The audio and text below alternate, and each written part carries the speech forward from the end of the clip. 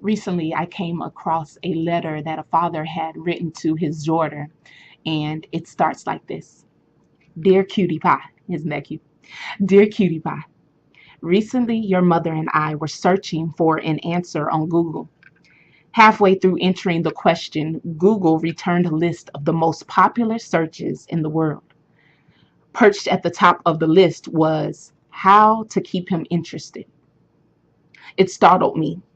I scanned several of the countless articles about how to be sexy and sexual, when to bring him a beer versus a sandwich, and the ways to make him feel smart and superior.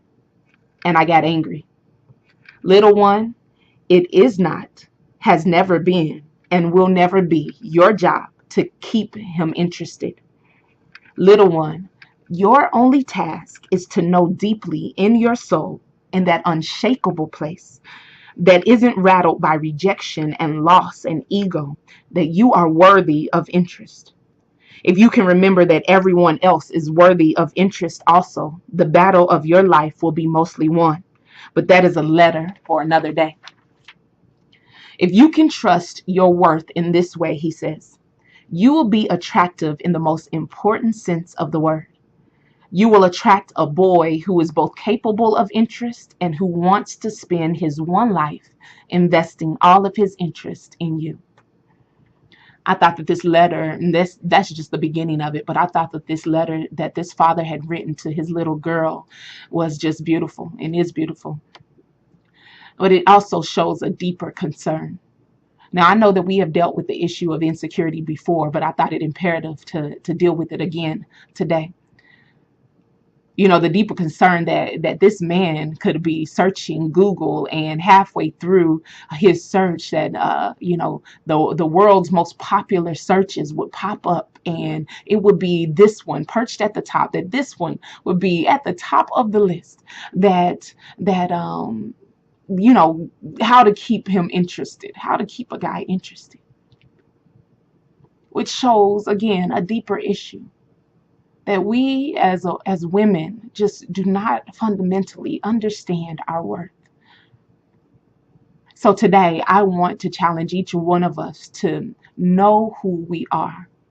He says to his little girl, I love it. I just absolutely love it. He says, listen, your only task, your one duty, your one responsibility in this life is to know your worth, to know that you are valuable, to know that you are worth interest. And I love that he didn't say that you are worth someone's interest. He said that you are worth interest, period.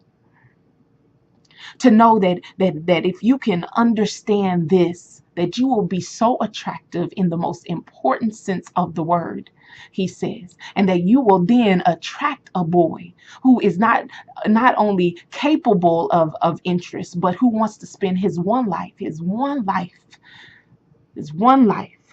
investing all of his interest in you. I just love it.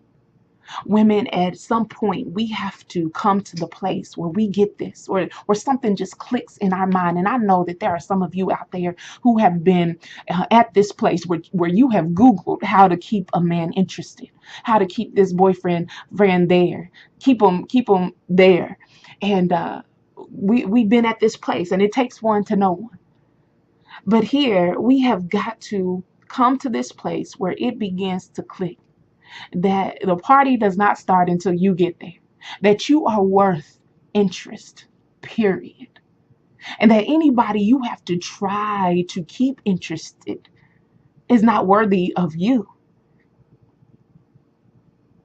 Listen, don't be ashamed of who you are, whether you have a thick waist or a smaller waist, whether you have long hair, natural hair, red hair, brunette, I don't care. Know who you are and don't be ashamed of that. Now, I want you to do something. I want you to take a look at your fingerprint, because we all have different fingerprints. I want you to take a look at yours. Then I want you to go find somebody else's, another girl's, and take a look at hers. And then I want you to compare whose fingerprints are the prettiest. It's silly, right? It's just as silly for us to compare our hair or our faces or anything else to somebody else's. You are who you are, and it's okay. Matter of fact, it's more than okay. It's what should be. Listen, I want you to take this week, the rest of this week, just to know why you like your style and why you choose to wear your part on that side as opposed to another. Read your the scriptures and see what God says about you, that you are the apple of his eye, that you are fearfully and wonderfully made, that he loves you, that he sings over you because he takes joy in who you are. I want you to do some real introspective looks this week, and I want you to know who you are. And until next week, I'm praying for you. Pray for me, and God bless you as